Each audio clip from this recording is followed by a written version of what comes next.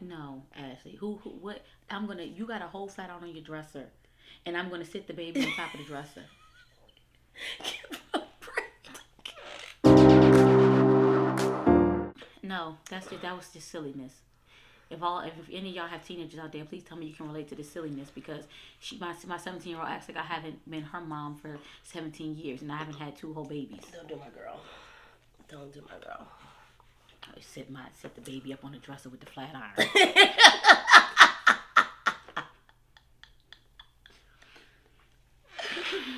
Oh man. Hey y'all, what's going on? It's your girl Ash. Thanks again for checking me out here at my channel. We're back here with Sissy, aka Nikki. Hey y'all. And we got another good one for y'all. I hope y'all are ready. Y'all know that if you don't know, technically, we are PKs. We are preacher's kids. And so we're going to be talking about Christianity, Black Baptist for us, and how we kind of transitioned into being more spiritual. Yeah. Being PKs. Yes. If that's a thing. We are still very much PKs. If we're obviously we're not gonna not be ever PKs. For anybody who doesn't know what a PK is, it's a preacher's kid. Yes. We're preacher's girls. Our dad's a pastor. All our lives, really. But majority of our lives, I know we were technically already here and in this world when he actually was ordained as a preacher. But as far as like I don't know when he was never not ministering. It's basically is what I can say. But I know he said he started as the youth minister, and then from there. It went, I guess, of course. It grew from there. Yeah. His own church and everything. Yes. So, whew. I'm ready to unpack. Yeah, we're ready to unpack. How are we gonna unpack? How are we starting? Like that's why I was just like, damn, maybe we should just glimpsed over it. Yeah, I don't know. I think the only way to do it is really to just kind of dive right in and just go with it. We are like she said, we are preacher's kids, and the transition into spirituality into just purely spiritual was a different road for both of us. And it looked very different. I think I kind of got on the bandwagon first because of, when I hit 30, I kind of hit this thing. I promise y'all, I don't know what happened. I didn't believe before in the 30-year thing. 30 happened. But when I turned 30, it started happening when I was 29. But once I hit 30, 31, I don't have a clue what the heck happened. Life. 30s, if you're not in your 30s yet, just know, like, it is real. It's so real. 30s are gonna, that's that in life where you just, you hit something, especially where it's like, where am I at? What am I doing? Like, 30 just hits different. It definitely make you feel like you definitely hit grown, probably. Yes. You really a hit new grown. level of grown. Yeah, a new level of grown. I say 30 forces you to look at yourself and see all of the stuff you did in your 20s and reevaluate, number one, who you are, and number two, your beliefs, and then any baggage, I'm going to say, emotionally and trauma background-ish that you're carrying around with you. Come up. All of that stuff starts to come up. And then it forces you to look at your life in a different kind of way and to make some decisions so that you can move forward into the next chapter of your life. So, with that being said, we grew up in the church. Of course we did, right? Like, we grew up in the church. Like I said, even like, like I said, our father was always like, had a role, and we had a role. Our home church was Trinity Baptist, back in Richmond, Virginia, and Alec and James being our pastor, and we grew up in that church. I was baptized in that church. I can't remember if you were baptized, but I was baptized in that church. Yep. I was an usher in that church. We sang in the choir at that church. We were very well, and our parents made sure we were very well. I want to comment on that, about the baptism. What? About women? You said you were baptized in that church? Yes, but I want to comment on something before we continue to dive in, because I don't want to miss this point while it's fresh. I don't think that because I feel like when I was baptized, I didn't know I was.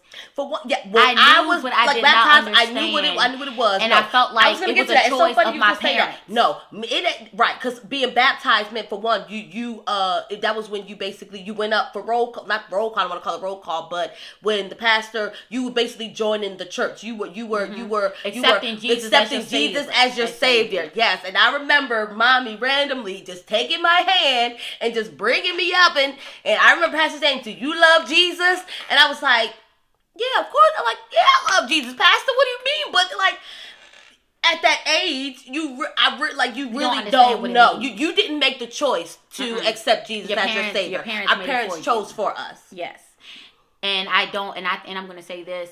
That is the reason why I don't force my religion or any religion on my children, because I want them to have the right to choose for themselves, and I want them to understand what they are choosing fully. And that was also our experience. We were all in a choir. All of us. We were all in a choir. Terrence too. My brother too. We were all in a choir. Yes. I don't remember ushering. I don't remember you ushering. I think I was the only one that ushered. Yeah, you ushered. I wanted to usher. I wanted to usher. I remember ushering. We did praise dance, which I did. No, we did praise dance. Yes, we did do praise dance. When they had like the little, like even when they did like just the extracurricular activities with the youth, just with the youth, we did that. There was a step group, and maybe we cheered for or whatever, like any type of activities with the church, we were doing it. And then our dad became he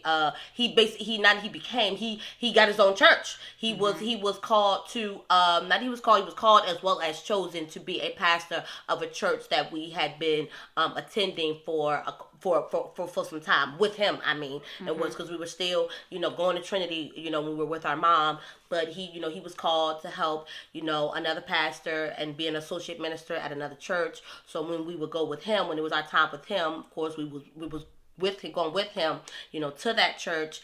And you're in the church, you just know things happen, So that pastor left. They chose him to be the pastor. I remember him saying that he wasn't expecting it. He was not expecting to be chosen. But I remember knowing that they were going to choose him. They loved Daddy. I was not bad. I don't think, honestly, the craziest thing, I was not as involved with that. I think because.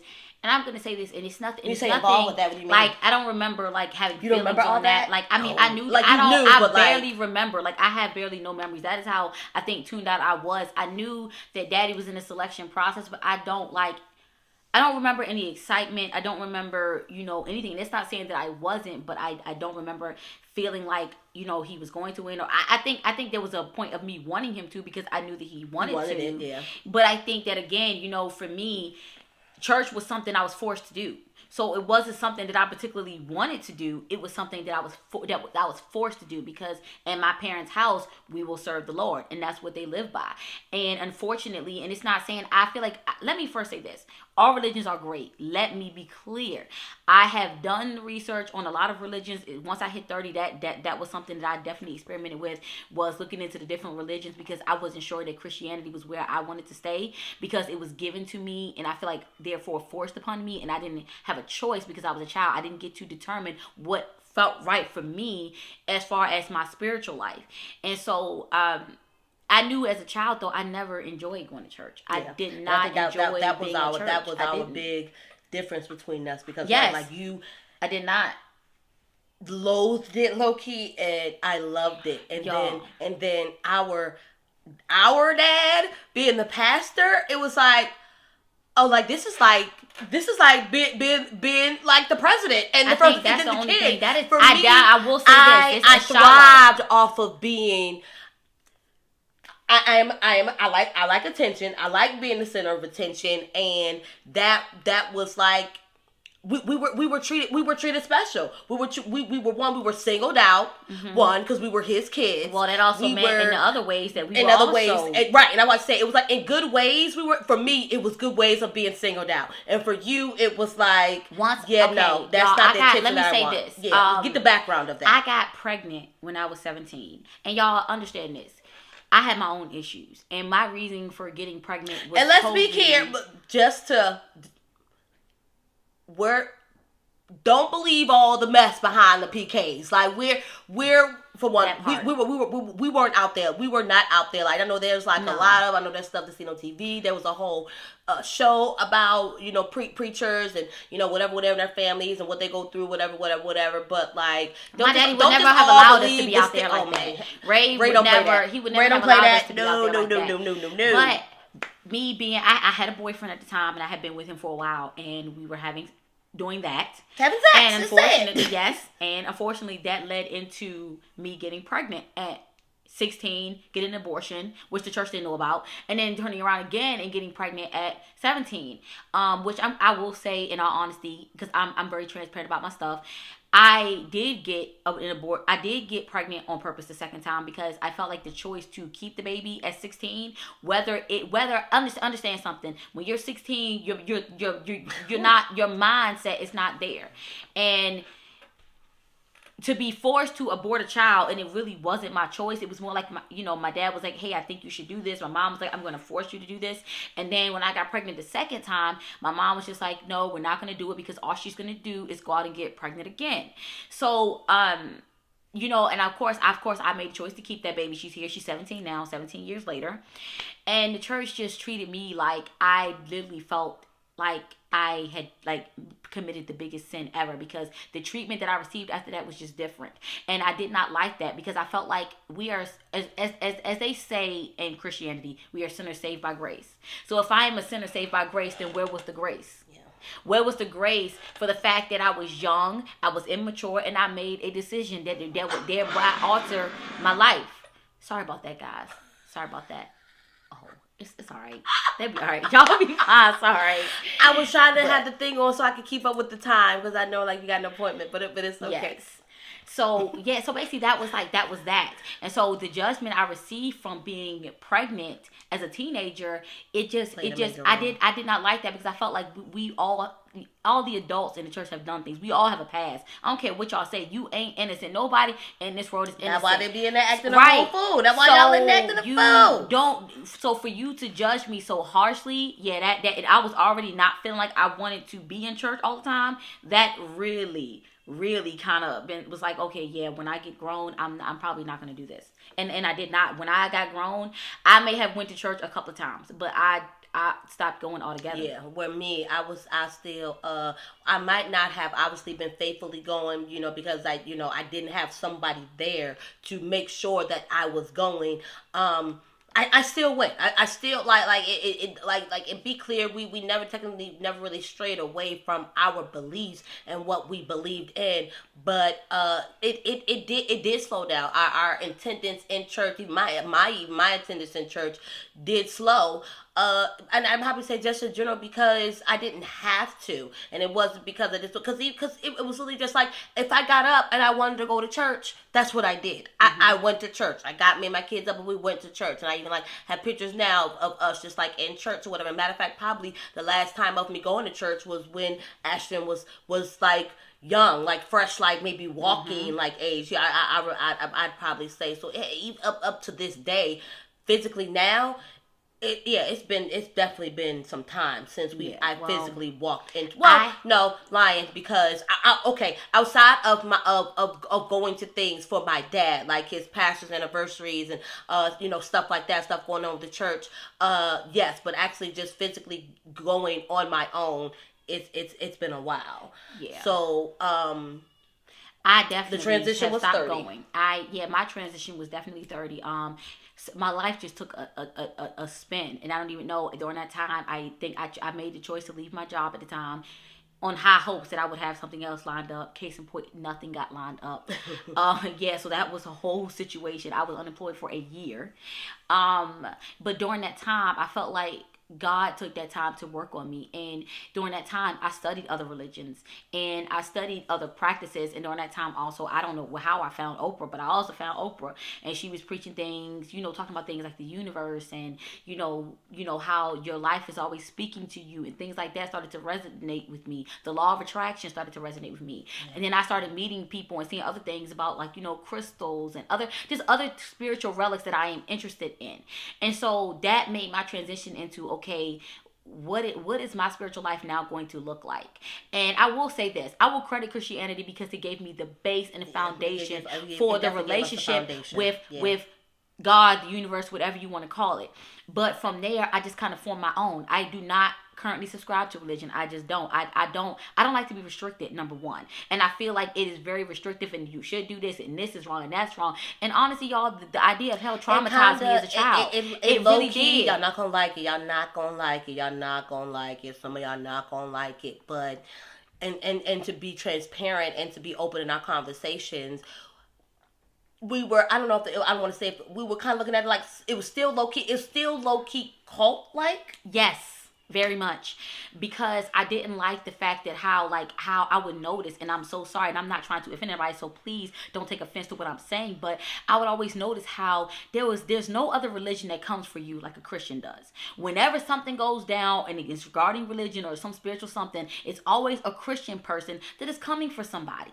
And I think that even turned me off even further, because I do not think that's the way, and I do not think that that's the way that God intended it. You have to have respect for other people's past and the path that they chose. There is more than one religion in here. And then there's atheists out in this world. So if somebody doesn't want to subscribe to what you got to subscribe, it doesn't make your religion right and their belief wrong. What they believe is what they believe. What you believe is what you believe. If you think that they're going to hell because they don't believe it, keep it to yourself. It takes you nothing to just do this. Be quiet. Be quiet. Do not force yourself. And I have to say this, Christians, and I'm saying this specifically, y'all, again, this is not, please don't take offense. Again, this is me saying this. You're not going to bring anybody to God with the tactics that some of y'all use. Yeah. With the force and the threatening and you're damned to hell and all of that stuff. The scare tactics. Yeah. That makes, if anything, that makes us recoil and not want to have anything to do with that particular religion. So what I learned in this process was that my beliefs are not superior to anybody else's. I don't force my beliefs on anybody else. I'm not trying to convince you to believe what I'm trying to believe. I'm not trying to convince you to be this religion, that religion, no religion, atheist, nothing. Because I have a respect for what you believe. So I ask in return that everybody give people the same courtesy. Like, what is, really, how does, why are you so threatened because somebody doesn't believe what you believe? They all kind of all have the same. When you really kind of like you said, you're doing research, like they all kind of have the same foundation. They do have the same foundation. They all are keep saying the same thing. And they believe in a higher power. They just call him a different thing. Yes. They just call it, they call Jesus, Allah, like they just Buddha. Yes, some people call God the universe. Some people call God the universe. And I think I saw a post, on the Shade Room. Because the Shade Room said God/the universe, and all I saw literally was a bunch of Christians on that post talking about how they were not going to subscribe. They were not with it. They was like the universe. There's no universe. How dare you? Like that word triggered so big. There were so many comments, and I was just like, and you just completely missed the message. Wow. The message was so good. And it was a prayer. Yes, it was a prayer. Yes. It was a prayer. And because you didn't like how it started off, you automatically just in there. wrote it off. And I think that's just sad that when you're so far deep and steeped into whatever you're in that you can't receive a message because of the wording. You can't. It could have been a blessing somewhere in there for you, but you missed your blessing because you're so stuck on the wording. I call God the universe. I call God God. I call God spirit. Whatever I feel like God is in that moment to me, and you can ask her. Sometimes God is the universe. Sometimes God is Holy Spirit. Spirits. Whatever. You know what I'm saying? God, whatever fits for me in that moment. And if you feel some type of way about it, I'm sorry. But no, I'm not going to say I'm sorry. I'm not sorry. Because what you believe is what you believe. And I will not let anybody put their feelings on me and because they feel a way about what I am choosing to do with my spiritual life. Because I would not do that to you. And be clear. Our dad was not He won't always open about, especially not. When Nikki was letting him know what she was into in the beginning. He was not all that open. He was not all that open. He asked me a lot of questions. It took us a while. It took y'all a while. Y'all really had to really work to come around, really get to some because things. He needed and I think to you were understand. challenging him too because you were asking questions like, well, Dad, as well, because it took me. I needed to, because I'm sorry, but I'm gonna be honest with you. And again, this is not me me coming, making me doing whatever, but certain things in the Bible didn't make sense to me, and I needed to understand. And then I also learned that Christianity was also not our African Americans' original religion, that it was given to us by the white man when we were slaves to force them to force us to obey our slave masters. And so it's just like, okay. And then I think for us that's what also is so for us, because what we're so into, and when we talk about spirituality, we literally, and even just to throw it in there real quick, yes, like Nikki's spirituality turned into a healing really thing for her. It turned into healing. And that's what and that's how it was more like she was just like, Ashley, we need to work through some stuff. It's time for us to work through it. Like, it's time for us to start dealing with these things. It's time for us to da-da-da. And I was slowly approaching or whatnot, but I was. So boom, she started taking me to the spiritual store with her, and we went and literally, and I think that, and my first experience was just the crystals. It was getting crystals and just getting stones that resonated, and for me, and then it just slowly took off from there. But by that time though, you were already into tarot. Yeah, I was reading tarot and all that type of stuff. All so those that's why I want to say, like, if that's what spirituality looks like for us. Right. Crystals, tarot cards. You probably can't see it back there, but right. But let me say, but it's not to say that we still don't believe in the foundation that our parents gave us. Right. And let me say this. For those of you who feel like tarot is evil, I encourage you to get to know it. Yes, anything. Christianity can be used for evil. Anything that you do spiritually can be used for evil to harm others. So before you say that something is bad or evil, you should definitely do your research. Because there are people out here that are doing these things and not using it for evil. For me, and I'm just going to be honest and say it because I was so scared to come out about it. But I'm at a place where now, if you mess with me, then you do. And if you don't because you don't like something that I'm doing, then that's fine too, because I've learned how to love and appreciate myself. I have a wonderful support system. So I'm not here to make you happy. I'm here to make me happy. And I have a mission, right? And I think that's actually this is what ours was first. I think that's what we want to like to remind the people who are so steep in Christianity, and that's fine, that's cool, but that resonates. And we speak Christianity because that's what we know. Don't shun that off, because in reality, this spiritual stuff, and this is what was ours. This is what. The voodoo, with y'all, the voodoo and all that. That's what was ours, whether you want to like it or not. I think it was the Yoruba stuff, but like with the Orishas and stuff like that. Yeah, all of that stuff was our stuff, and then it got taken by other people, and that's that. But I think that I've made my way back to it, and I love it, because I can honestly say that since I've been doing what I'm doing spiritually, it has made such a significant difference in my life. I have a relationship with Spirit, with God, the Holy Spirit, whatever you want to call it. I have my own personal relationship, and it didn't take me going to church to get that. It took me finding what worked for me, and that's what I encourage everybody on this that's listening to this video is figure out what works better for you. Just because you grew up in it does not mean that you have to continue to follow it. It does not mean that is what works for you. You may find that maybe you want to go be a Buddha. You might want to go be a Buddhist. Dabble in all of them. Do what brother, because when we want to listen to gospel music, yes, I still listen to gospel music, like all that. Like, I will be meditating. I will have gospel music on and be meditating. You know what I'm saying? I do yoga. And what is meditation but not and what is meditation but not like a prayer or a one-on-one time with God, the universe, like, and that's why I'd say still, and somehow it's still all is somewhat of the same thing. Just maybe the message or the wording is just a little bit different, but it's low key still all the same. Yeah, exactly. This message trying to get out is still the same to me. Yes, exactly. When you go off somewhere, when you die, you want to go to the good place, basically at the end of the day. And that's all it is. And it's about being a better person. That's really what it is. All of them preach basically the same thing, being a better person, treating others how you want to be treated, having a relationship with loving the higher others. Power. Yes. You know what I'm saying? All that great stuff. So I used to be so scared about coming out. And I'm going to say this specifically because I notice a lot of my generation is coming into what I believe. Y'all. And I'm speaking directly to my millennials right now because I feel like I'm seeing it a lot, but I feel like some of us are still under the covers, under the radar, whatever. Do not be scared to come out with your beliefs, because you don't know what gift you have to offer the world. Because y'all, if I could tell y'all how many times God was communicating to me that I need to follow my path because there was something I had to give, and I kept not listening because I was so afraid of what the world was gonna say, especially being a pastor's kid and being judged because of what I'm practicing.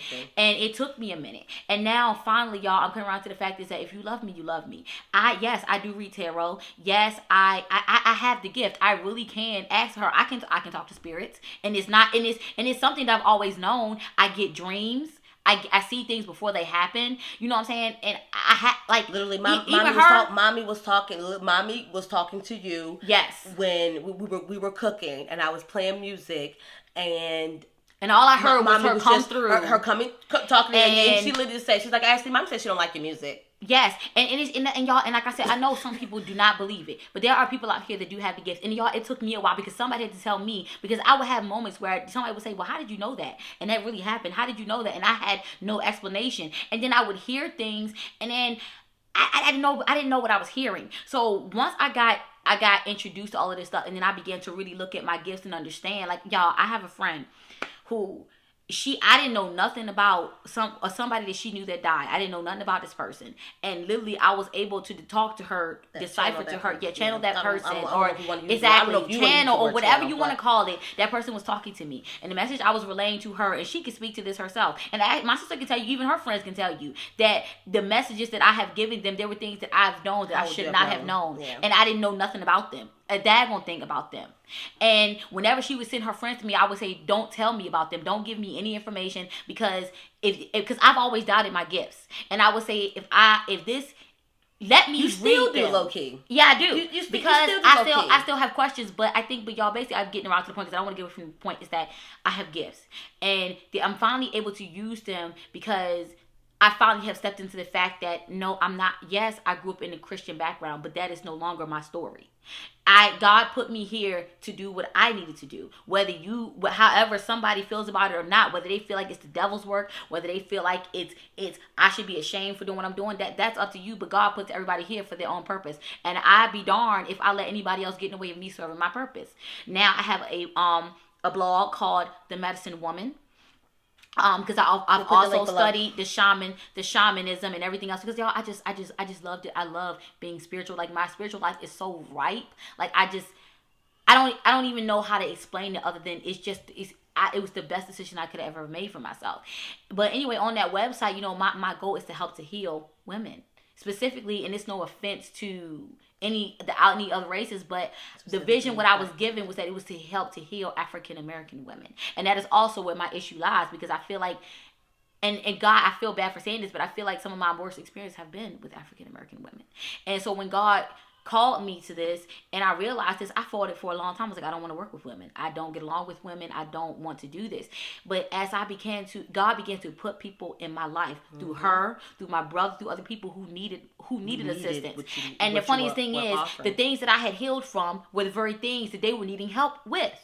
So it was just so interesting watching God put it together. So through my website, that's what I'm doing. It's services. I want to offer spiritual coaching for African American women, helping us to heal our trauma so that we can have healthy lives and healthy relationships and healthy friendships and all of that great stuff. I will also be offering tarot readings. I also do astrology readings where I read your natal chart. That's my thing.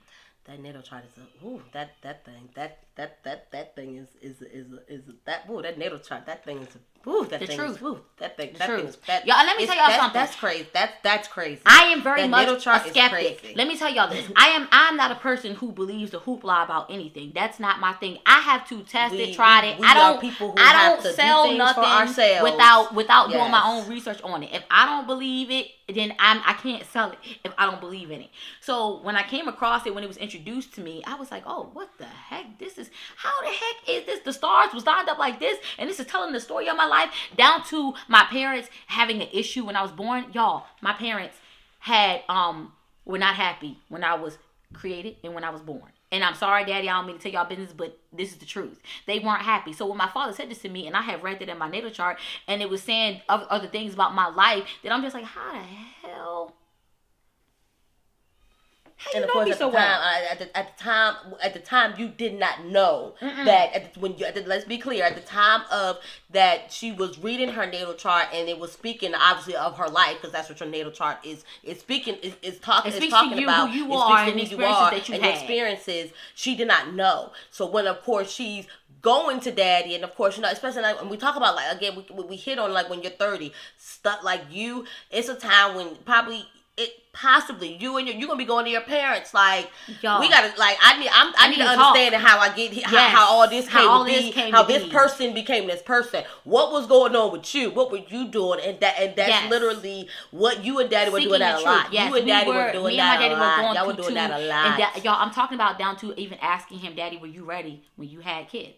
And him being honest and saying, no, I was not, and that was his truth, and I respected it because It is what it is. It it's just like, is what it is. I feel like now, let me say this. To me, my daddy was a great. I don't know life without my father. I don't. I was blessed to have both parents. Yes. No matter what me and my mother's relationship was, I was blessed to have both parents, to have grown up with both parents. Even when they yes, separated and divorced. yes. Daddy was present. Yes, I still had my father. I can honestly say my father's a stand-up man, and when he gets old, I'm going to take care of that man because he has been, y'all, and I'm going to say even more now, and even in my 30s, I didn't realize I would need him as much as I do. And it's crazy because I feel like I need him more now than what I did when I was younger. Because when 30 hit, it was like a it's like a hurricane, tornado, a tsunami, all wrapped up into one. And I think that it was supposed to. And then I also had a relationship that put me through the ringer, and we were together for 7 years. Took 3 years to fully break up, so a total of 10 years. And that relationship was so life-giving. And you know that you change when you can look at a relationship and say, I'm so thankful for that relationship. I am so thankful because if I had not have had that relationship, I would not be the person that I am today. And that is the difference between what my spiritual background has done for me. The healing that has occurred. That's your thank you, sir. That's your thank you. That's so if you you're know watching, who you're watching, that's your thank you. Yes, sorry, keep going. Because yes, he knows it because y'all, we've had conversations and I've told my ex and I say, no, we did not make it, but I appreciate you for what you were in my life.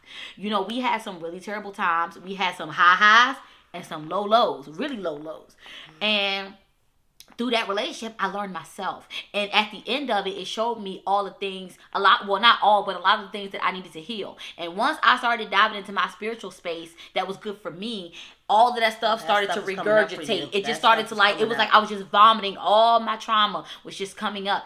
And I can't. It was meant to happen because it brought you to where you are today. Yes, exactly. I'm so glad that I made the decision to, again, getting back around to the spiritual part, is I'm just glad that I made the decision that I made, because I would not be who I am today if it weren't for the decisions that I made, in choosing me. So this is me. If you're looking for a tarot reading, I got you. If you want your natal chart read, I got you too. My website will be down in the links. I'm getting ready to set up my coaching sessions, and if you are interested in being coached, and you're a Black woman and you would like my services, I have been through a lot. As I begin to coach my clients, they will understand my background, because I don't just put it out there, because I went through a lot. Like my life. I asked God one time, why did you put me here if this was gonna be my life? Why did I have to be here? But y'all, one thing about my spiritual base was that it taught me was that I had to go through that because I had purpose. I had purpose, and that purpose was to help other people with similar stories. Well,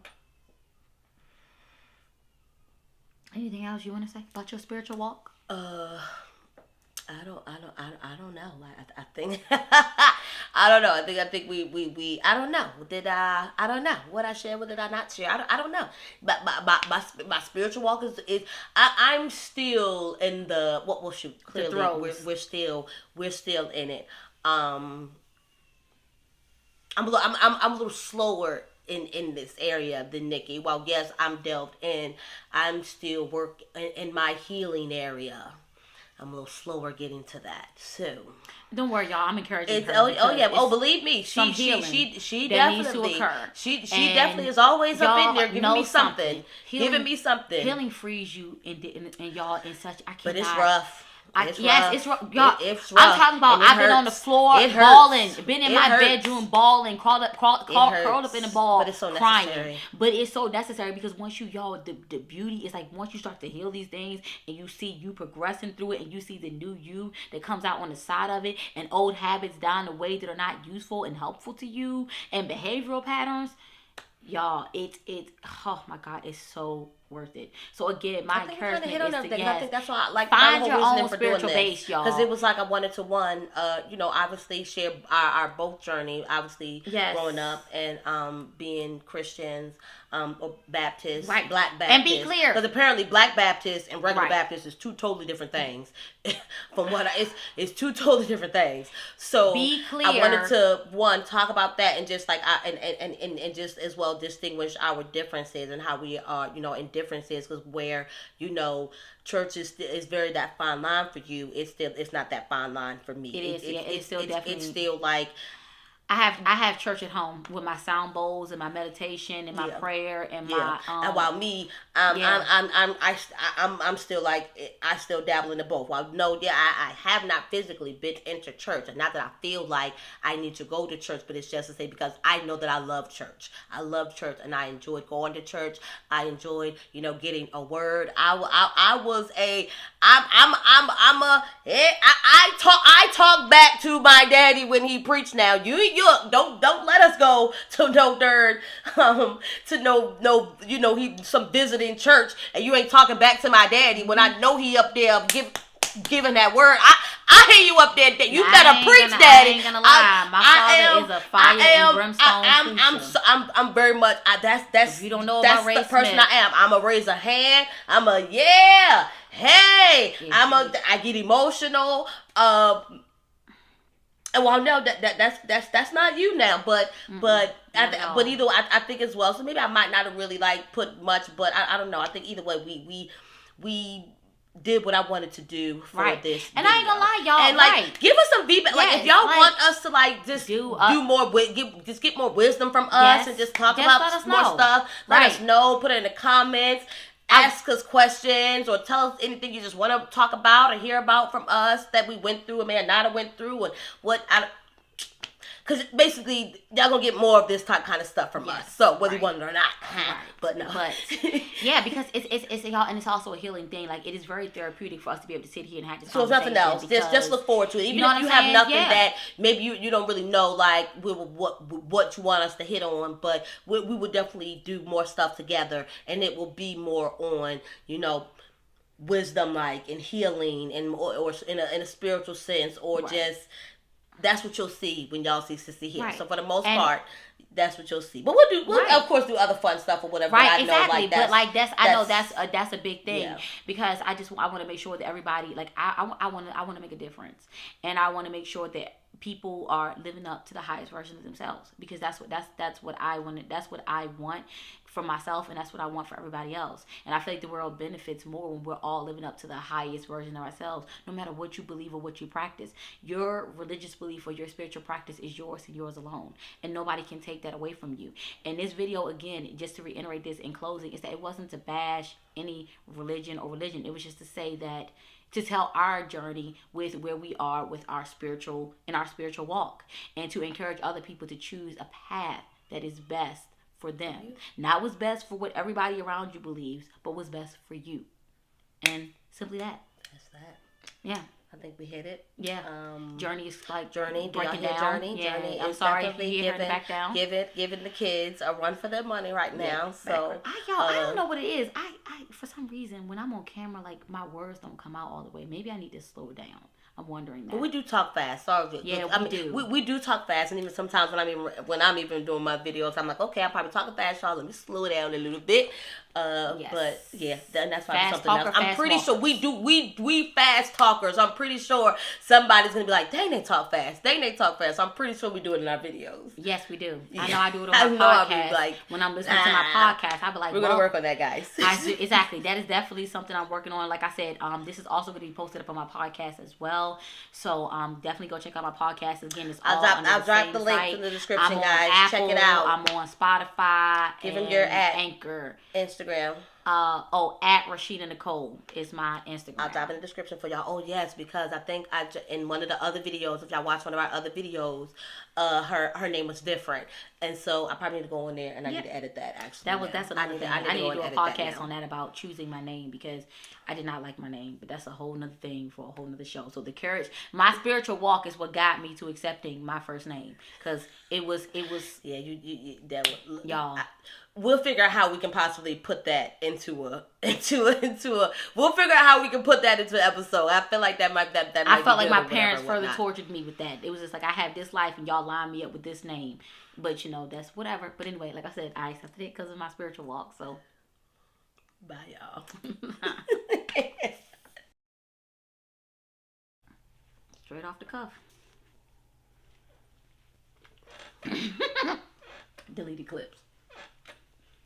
You heard me? Yeah, probably that I would put at the end. Yeah, the training clip. Hey, hot. Oh.